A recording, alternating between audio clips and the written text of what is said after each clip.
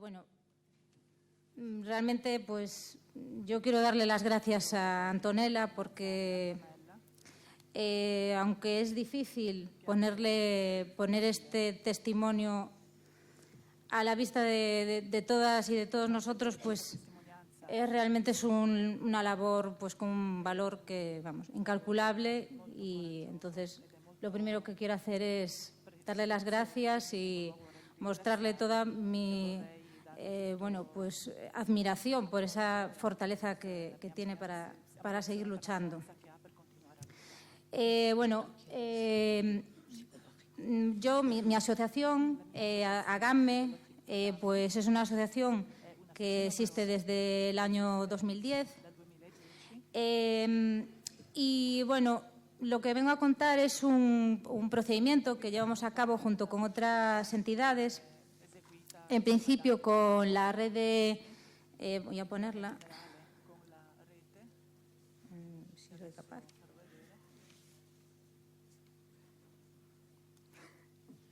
No, lo acabo de apagar. ¿Cómo se llama? Vale, están al revés. Vale. En principio, fuimos las 4 entidades que aparecen arriba: Asociación Red de Mulleres Veciñais contra os Malos Tratos de Vigo, AGAMME, el Grupo de Investigación de la Universidad Autónoma de Barcelona, Antígona, y la Red Internacional Fight for Child Protection. Llegamos a redactar este documento también con el asesoramiento de Sonia Baccaro y también de María Naredo, que era la autora del informe de Save the Children del año 2012 sobre abuso sexual intrafamiliar, y también de un profesor de Derecho de la Universidad de A Coruña, que es José Ángel Brandariz. Voy a contar un poquito cómo llegamos ahí.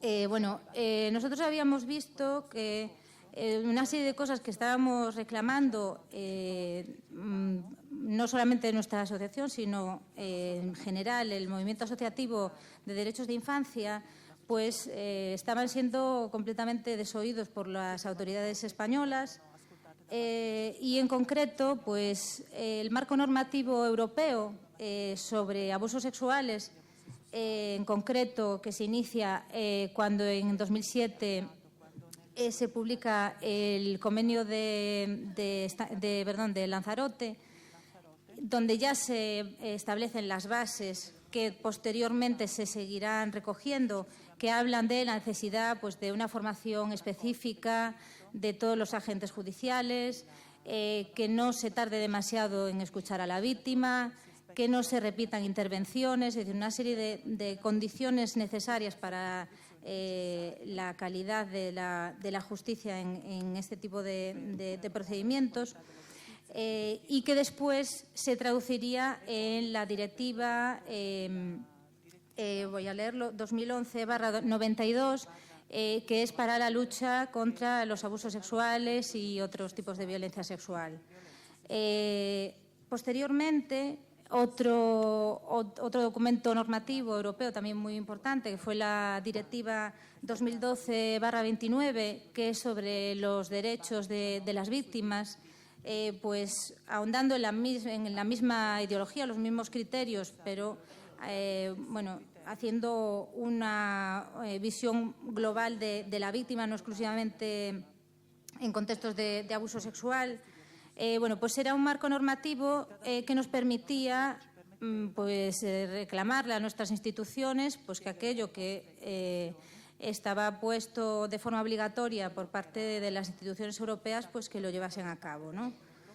En 2014 vimos que realmente no íbamos a obtener con facilidad una respuesta, porque cuando la CEDAW emite su resolución en el caso González Carreño, en la que le dice al Estado español que tiene que asumir una serie de responsabilidades y modificar algunas prácticas para evitar que niños y niñas sean entregados para visitas y periodos de custodia a progenitores violentos, pues el Estado español dice que como no es un órgano jurisdiccional, pues que no lo va a hacer.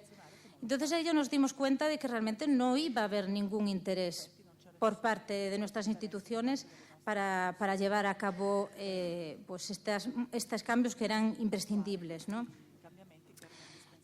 Bueno, después nos encontramos en 2015 con esa reforma legislativa que prometía un cambio importante, pues que iba a definir el interés superior del menor, la situación de riesgo y desamparo, bueno, y que iba a establecer unas reglas para atender a niños y niñas en procedimientos judiciales. Las expectativas que pusimos en esas dos leyes realmente no estaban justificadas, fueron dos leyes muy poco concretas, que dejaron el concepto de interés superior del menor más o menos como estaba, simplemente lo apuntaló un poquito más, pero siguió siendo muy inconcreto y que además introducía algunos temas un poco peligrosos. Por ejemplo, modifica el sistema de protección de menores de tal forma que los agentes de menores tienen más libertad para actuar sin tener que basarse en una resolución judicial, lo cual en este tipo de casos a veces es muy irrelevante, ¿no? Porque sabemos que muchas veces los niños y niñas víctimas acaban tutelados por una institución en medio de esa terapia de la amenaza que sabemos que se aplica, ¿no? Se permitió también la entrada en domicilios sin que fuese obligatorio pues a dar la notificación previa, lo cual también es bastante, bueno, pues crea una situación mucho más pues peligrosa a nivel jurídico, ¿no? Por otra parte, en la definición de desamparo, esta ley contempla como una posibilidad cualquier incumplimiento de los deberes de custodia. Y aquí, en Granada, sabemos muy bien lo que eso puede llevar consigo, ¿no? Ese término de deberes de custodia es un término tan amplio que deja desamparadas a muchas madres que tienen que tomar una decisión pues, que a veces los agentes judiciales pues se interpretan como desobediencia, ¿no? No necesariamente tendría que ser así, pero acaba siendo así. Bueno, entonces es cuando, en 2015, cuando vimos que esto era todo el recorrido que iba a tener esta ley, pues nos decidimos a redactar esta petición. Tuvimos también el apoyo de una europarlamentaria que es gallega, Lidia Senra, que nos mostró un poco cuál era el camino para hacerlo de la forma más correcta, ¿no? Y ahora lo que voy a hacer es pues, un poco contar qué fue lo que nos respondió la Comisión de Peticiones a raíz de un informe de la Comisión Europea que presentó en un debate que hubo en el Parlamento Europeo, donde también tuvimos turno de palabra en 2017.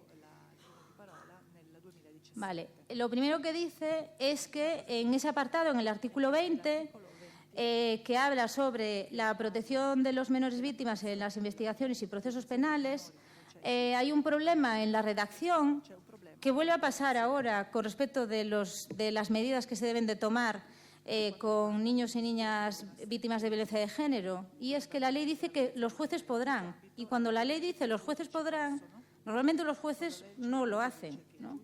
Ese es el problema. Entonces, como no dice, tal como figura en la directiva europea, los jueces tomarán este tipo de medidas, dice los jueces podrán adoptar estas medidas, realmente pues vuelve a quedar en terreno de nadie y sería, pues como dice ahí, una fuente potencial de no conformidad. Como veis, se trata de medidas que tienen que ver con el interrogatorio, pues que se realicen en locales adaptados, pues que se realice por medio de profesionales con formación adecuada y que sea por medio a poder ser de las mismas personas, sin que se produzcan cambios en cada una de las entrevistas. Todo esto sigue estando sin aplicación a día de hoy, seguimos sin espacios adecuados en los juzgados. La formación de los profesionales sigue siendo muy carencial. Y lo peor es que cuando reciben esa formación muchas veces está imbuida de toda una ideología que lo que hace es precisamente conducir en el sentido contrario de toda esta normativa internacional de derechos de infancia, ¿no? Vale, el siguiente apartado que nos reconoce la Comisión Europea tiene que ver con el artículo 18 y ahí ya vemos que dice que indiciariamente podría haber un incumplimiento por la supuesta aplicación generalizada del síndrome de alienación parental, lo cual llevaría a la falta de credibilidad de la declaración del menor víctima y, bueno, después comento el otro. Aquí nos dice después que para poder acreditar esto tenemos que presentar documentación, porque si no podría ser como casos aislados, ¿no? Entonces, pues tuvimos ahí un periodo en el que fuimos aportando documentación de casos en los que efectivamente se veía muy claramente que no eran casos aislados, sino que había una práctica generalizada, ¿no? Y, bueno, también enviamos documentación tanto de entidades de tipo social como públicas. Y después, el otro apartado, el último, la supuesta falta de asistencia psicológica a víctimas.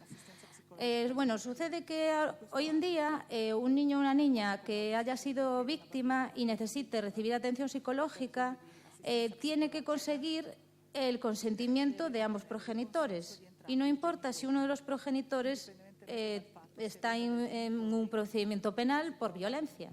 Igualmente tiene que lograr su consentimiento, con lo cual estamos dando al agresor la decisión sobre la capacidad, la posibilidad de que ese niño o esa niña se recupere.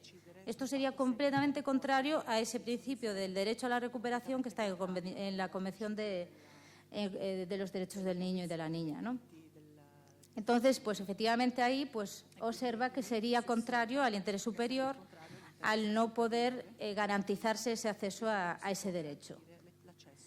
Y, por último, nos reconoce también que en otros apartados del artículo 20, que tienen que ver con los interrogatorios del menor víctima, que no se retrasen en exceso. A día de hoy, casos que han pasado por la asociación, pues un niño o una niña puede tener que esperar 12 meses, 9 meses. Un niño o una niña, a lo mejor de 7 años, que ha sido sometido a abusos durante 6 meses o más, y el día de la entrevista le dicen, mira, me tienes que decir con quién estabas el día no sé qué, 23 de abril, y quién estaba contigo y qué te dijo. Es decir, son una serie de cosas que realmente son imposibles, ¿no?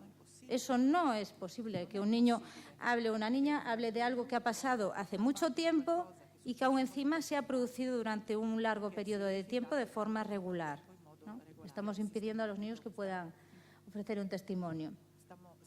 Y después que el número de interrogatorios sea el mínimo posible. Aquí está también lo que nos decía al principio Alberto Figuerone sobre las condiciones de la escucha.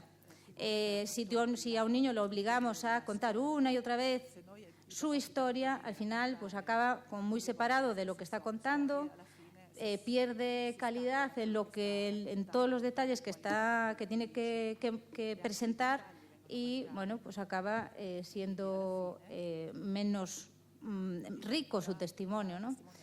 Aparte de que tenemos el peligro, como siempre nos dice Sonia Vaccaro, de que ese niño y esa niña que ha tenido que contar muchas veces no observa que eso surta efecto y dice, pues ya no lo cuento más. O directamente digo que no ha pasado, que estoy más cómodo si no ha pasado, ¿no? Vale. Entonces, bueno, después en la otra parte de la petición que hablábamos sobre los derechos de los niños y niñas víctimas de violencia de género, lo que nos responde la Comisión es que ya se está haciendo un estudio en ese momento y que se van a incluir nuestras propuestas, se van a incluir en ese estudio, ¿no? Vale. Y este año, a principios de 2019, en enero, sobre el 23, 22, se hizo público que la Comisión Europea abría expediente sancionador a España precisamente por cómo investiga los abusos sexuales y cómo tiene adaptadas las directivas. ¿Cuál es el problema de este procedimiento? Pues que nosotros hemos querido saber pues qué se le preguntó al Estado español y qué respondió el Estado español. Y la respuesta, traje el documento por si alguien lo quiere ver, porque me parece bastante llamativo. Lo que nos viene a decir es que las comunicaciones entre la Comisión y el Estado no son públicas, son confidenciales, y que lo único que conoceremos será el resultado final. El problema de esto es, la falta de transparencia. Se nos dice que Europa es transparente, yo no lo veo. Si esto va a ser así, no es transparente. Y, por otra parte, no se nos da la oportunidad de decir, bueno, el Estado español dice esto, pero nosotros también tenemos algo que decir, ¿no? No se nos da esa oportunidad, solamente tenemos que esperar a ver un resultado, ¿no? Y también quería hacer un apunte sobre la propuesta de ley de infancia, que estuvo en trámite hasta hace poco, hasta primeros de 2019. Y es que era una ley que volvía a ser muy poco concreta, que lo que hacía era centrarse en cuestiones pues penales, aumentar los tipos penales o modificarlos o aumentar las penas, pero volvía a no concretar qué entendemos por interés superior, no concretaba qué tipo de profesionales pueden escuchar a un niño o una niña, con qué formación, no concreta qué entendemos por plazos excesivamente largos de espera para el testimonio. Volvemos a tener una situación muy poco concreta. ¿Cuál es el problema que pensamos que existe aquí? Pues que se intenta llegar a una ley de consenso. Y entonces, entre la izquierda, que entendemos que está haciendo un esfuerzo grande para incluir en las políticas todas estas reclamaciones que estamos haciendo, y otros movimientos más conservadores que hay por otra parte, pues realmente pues es muy difícil que avancemos en este momento, y bueno, habrá que seguir luchando ahí para conseguir una ley realmente que sea muy concreta y que aclare cuestiones claves, ¿no?, como estamos viendo. Y ahora, bueno, una de las cosas de los riesgos que podemos encontrarnos es que nos digan que, como la petición era de 2015 a 2019, pues han pasado cosas y entonces esto ya no pasa, ¿no? Posiblemente sea una posibilidad. Bueno, os voy a mostrar este documento, unos fragmentos de este documento. Es la circular 3/2009 de la Fiscalía General del Estado, que da pautas a los fiscales y a las fiscales para pues asegurar una serie de derechos de los niños y niñas víctimas y testigos. Está todo como muy bien, habla de todo esto que estamos hablando, sobre la escucha, bueno, todo, hasta el apartado 9 está muy bien, es un buen documento. Llegamos al apartado 9 y dice valoración de la declaración del testigo menor, y yo he extraído algunos párrafos porque aquí introduce plenamente la ideología del supuesto síndrome de alienación parental, y nos está diciendo que, aunque tenemos que escucharlos bien y todo lo que queramos, pero cuidado, porque si están en un contexto de divorcio podrían estar pues imbuidos en un conflicto de interés y todo esto que hemos estado hablando por la mañana, ¿no? Este es uno de los párrafos, y este es muy largo, pero es exactamente lo mismo, incluso un poco más claro, ¿no? Porque está hablando de intereses que pueda haber por parte de familiares para conseguir ventajas en el divorcio, ¿no? Y además finaliza con este párrafo en el cual introduce un tema que para mí es muy problemático, porque habla de que entonces hay que someter el testimonio del niño a esos 3 parámetros, que sería realmente, si queremos escuchar a un niño o una niña en ese contexto, tenemos que pensar que lo estamos interrogando. Y un interrogatorio, como se le haría a un culpable, ¿no?, a un acusado, porque se trataría de saber si hay engaños, vale. El problema de aplicar esta técnica con niños y con niñas es que en el momento que dudamos en la escucha, el niño o la niña detiene su relato. Entonces, nosotros pensamos que en ese contexto en el que se tarda en escuchar a los niños y a las niñas, se hace por medio de profesionales no adecuados, en salas no adecuadas y además muchas veces sin que se les proteja de haberse encontrado con el agresor, que han tenido que esperar en un pasillo de un juzgado donde pasaron personas esposadas, policías, bueno, de todo. Vale, en ese contexto y con profesionales que reciben este tipo de pautas de actuación y después con psicólogos que lo que van a hacer es no colocarse con el niño o con la niña a escuchar lo que el niño o la niña tiene que decir, sino frente a él, intentando pues que se equivoque, que mete la pata, que entre en algún tipo de contradicción, ¿no? Y esto, aunque es un poco duro, pues es esto lo que está pasando en la escucha de niños y niñas a día de hoy en el Estado español. Hay una frase de una autora, Alice Miller, que yo creo que es muy importante tener en cuenta. Dice: la praxis política, jurídica, psiquiátrica sigue estando fuertemente dominada por conceptos medievales, ricas en proyecciones del mal.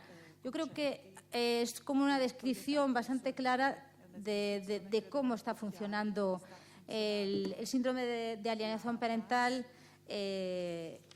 a nivel no solamente